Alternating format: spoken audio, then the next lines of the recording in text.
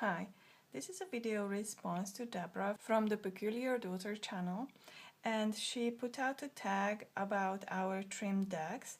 She talks about sometimes when you cannot connect to a deck, it can be because of the borders, and in that case you might want to consider trimming the deck, and I completely agree with that. I have many decks and I have trimmed all the borders of my decks where I felt that I cannot read with that particular border. I did not like the size or the shape of the card. And here are just some specific trims that I would like to show you. I will not show all of them because that would be like maybe 40 decks. I'll do some tarot and I'll do some oracles.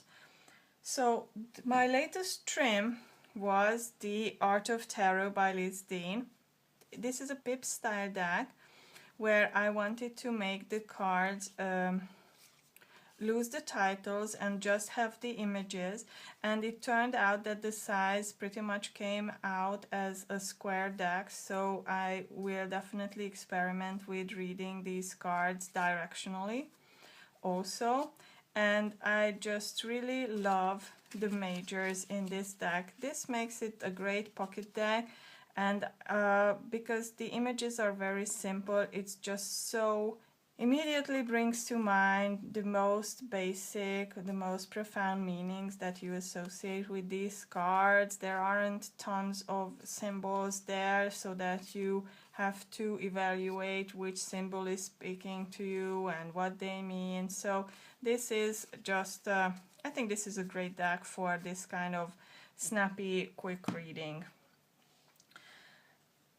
The next deck is a small, I can't even tell if this is Chinese or what, where this deck is from, because I just stumbled upon it by accident, and the box only has Chinese characters, so I can't even find anything about this deck, but I just thought the images were so cute. It's completely Rider-Waite-Smith based, and this had a wide white border around this the cards.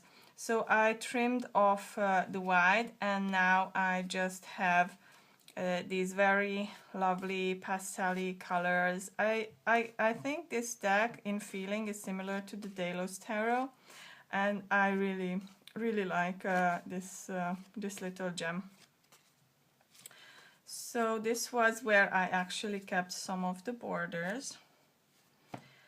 Then I had to trim my Marielle, and first I left the titles on at the bottom, but then I didn't really use it. I must admit I was like many others. In the book, some of the esoteric descriptions are just way over my head and I couldn't really connect with it. Mostly I used the majors only in this deck, so I would keep them separately and I would pull main energy from the majors, and I really like that because the artwork is beautiful. But then Veronica Jude shared her video about rearranging the deck, and I have done rearranging with others, with my Chicoli Tarot for example, or my Fairy Lights Tarot, but I haven't done with this. And after that I sat down and I worked with I considered rearranging this deck, and since then I think it is much more something that I can resonate with, and it made the deck size much more manageable, and I edged the cards black. Actually, I did a double edging. I don't know if it shows up in the light. First I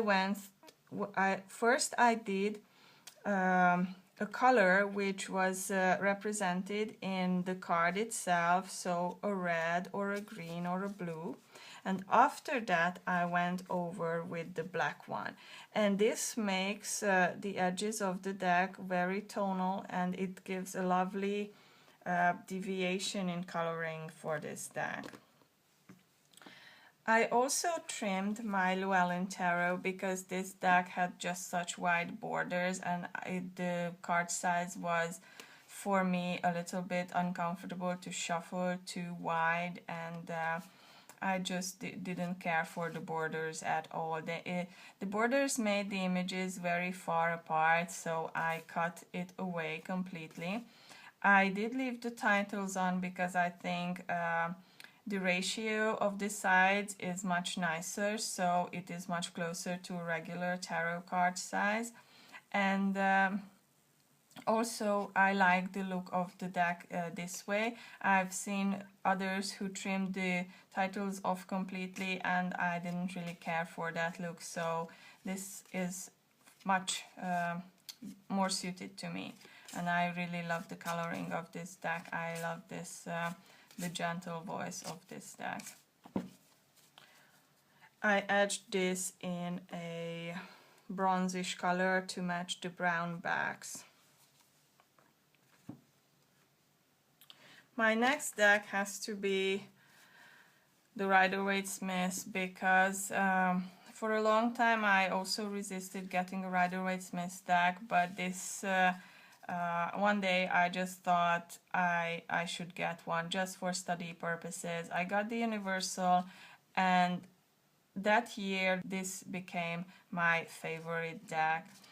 I love the images without their white borders, and I just really love the coloring of this one.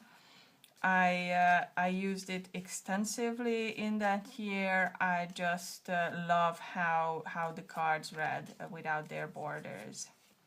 So I'll just flip through more of the cards very quickly. It made the card size quite good for my hand. It shuffles just as easily as if it had the borders.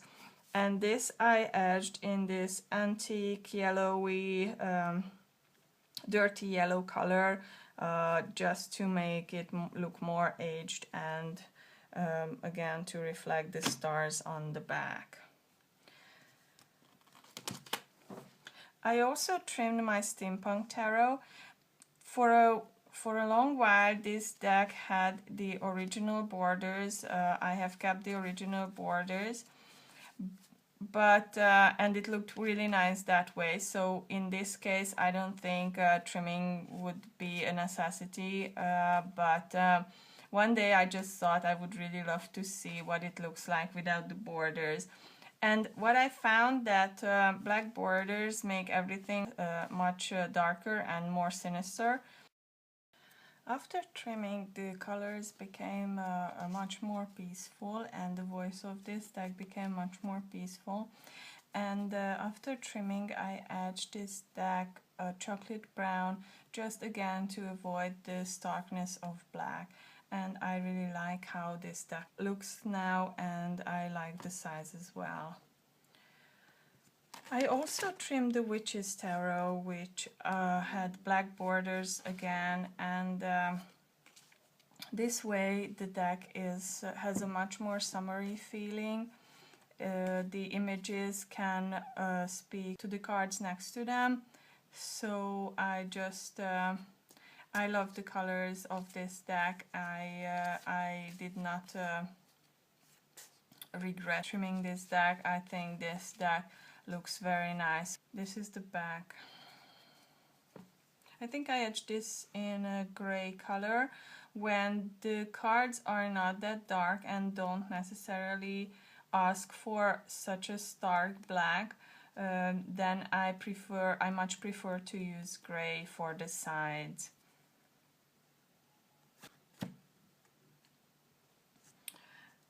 Another interesting trim is the Golden Botticelli. This had black borders once again. I did not care for those borders, but I really love this rose inlay on the cards. It makes it just so pretty, and I really like how this uses this Christian medieval imagery. So it is something that can be a lot of fun sometimes in readings.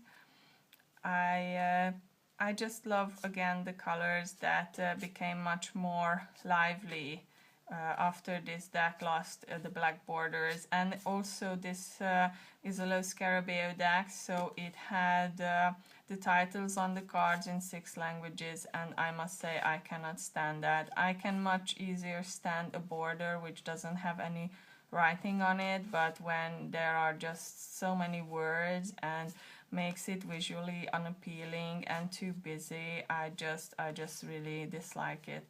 So I think all of my low scarabeo decks that had titles on them have been trimmed because of that.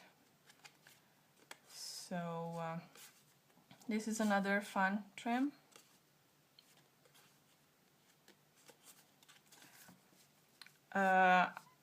I wasn't particularly happy with this dark red or maroon color, but this is the color that really suits the back, and most of the times I go with what suits the back, and it usually works well with the front. That's what I find.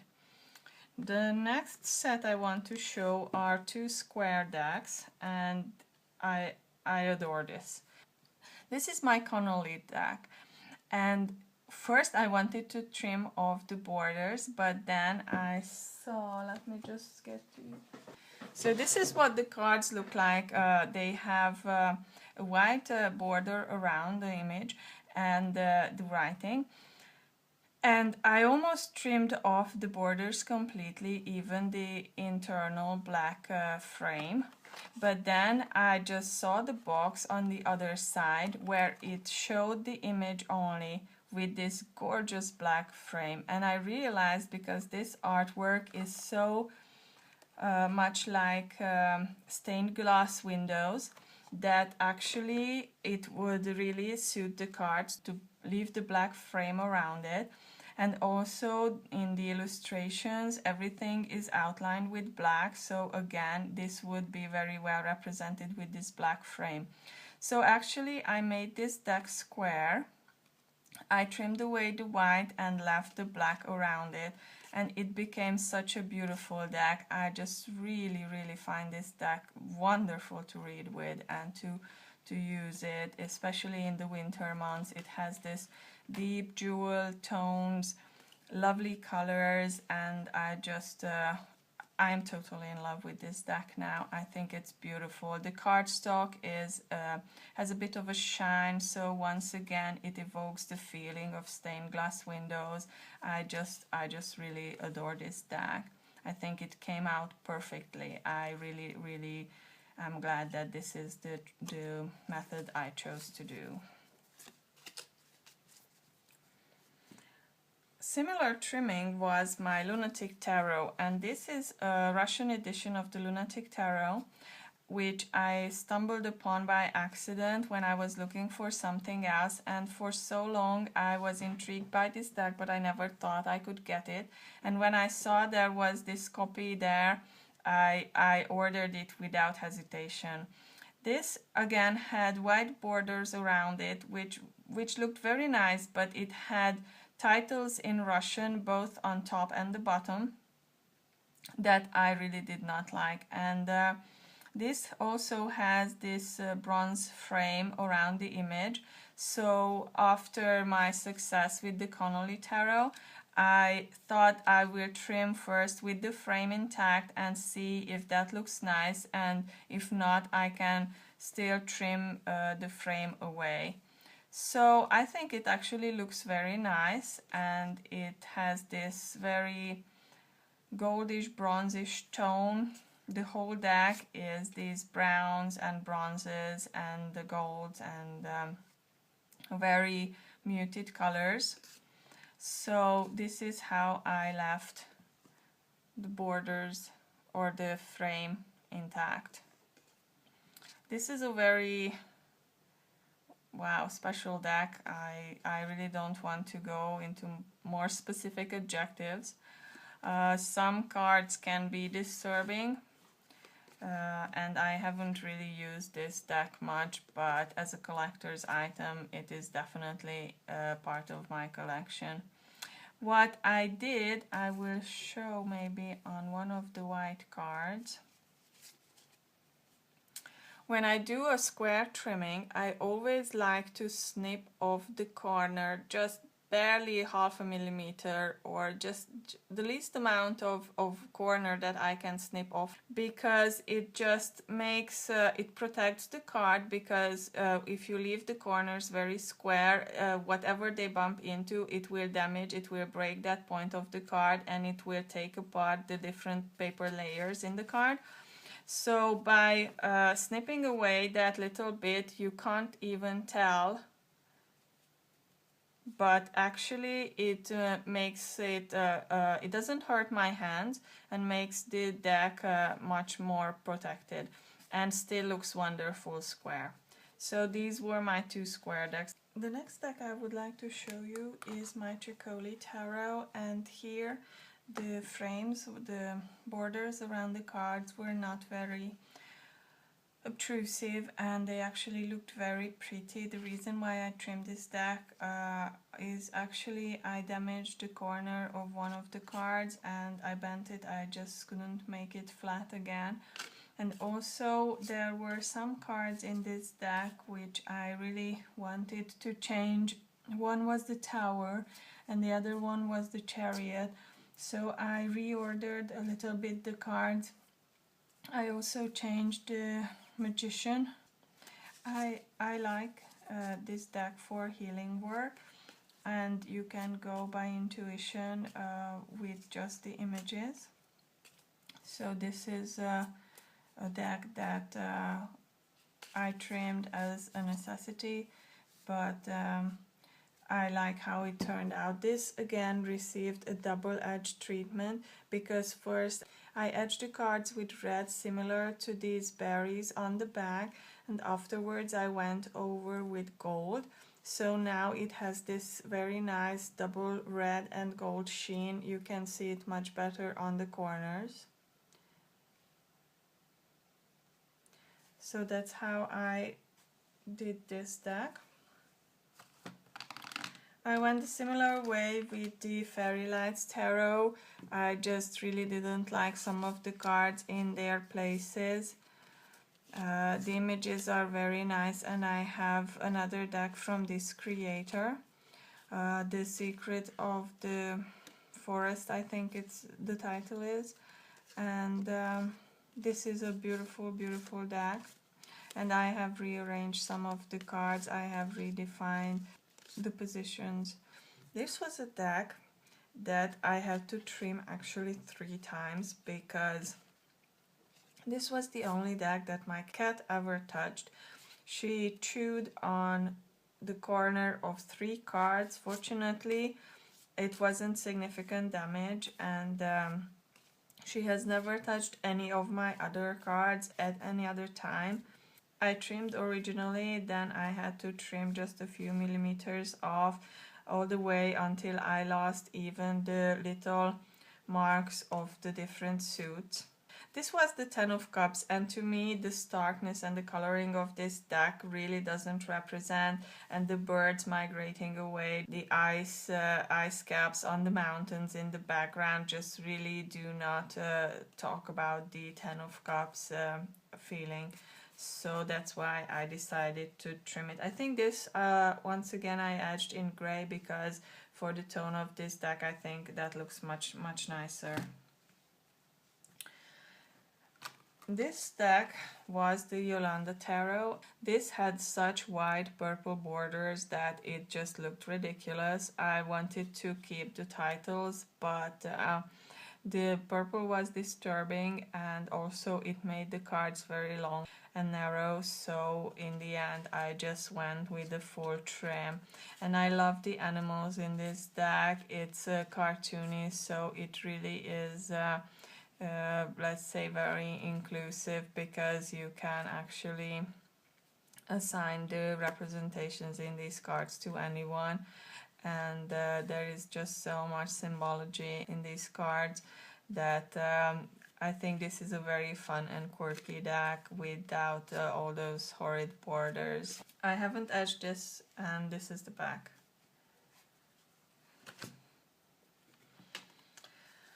And another deck that I did is the Sweet Twilight Tarot, and here I just really loved how quirky this deck is and how easy to awaken your intuition, to awaken your inner child, and just to really have an upside down view of the world with this deck, just to see different perspectives and maybe to not take things so seriously with the use of this deck. So the colors are these very strong aqua blues and greens with the reds.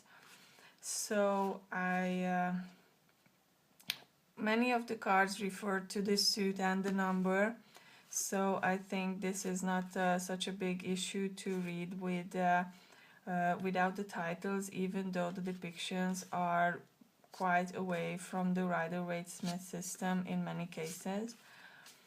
And because the same coloring is on the back, I went with a red edge for this card. This is a Lo Scarabeo deck, and this again had all the titles around the cards, which I just couldn't stand. I cannot read. It just disturbs me. Disturbs my focus, my attention. So I really just did not like that at all. So that's another trim deck. These were the decks that I selected to show. I have many more that I have trimmed, but these were maybe in some way special. I definitely enjoy reading with them trimmed. I do not regret trimming any of these. So far of the, let's say, 50 decks that I have trimmed, there is only one deck that I have regretted trimming.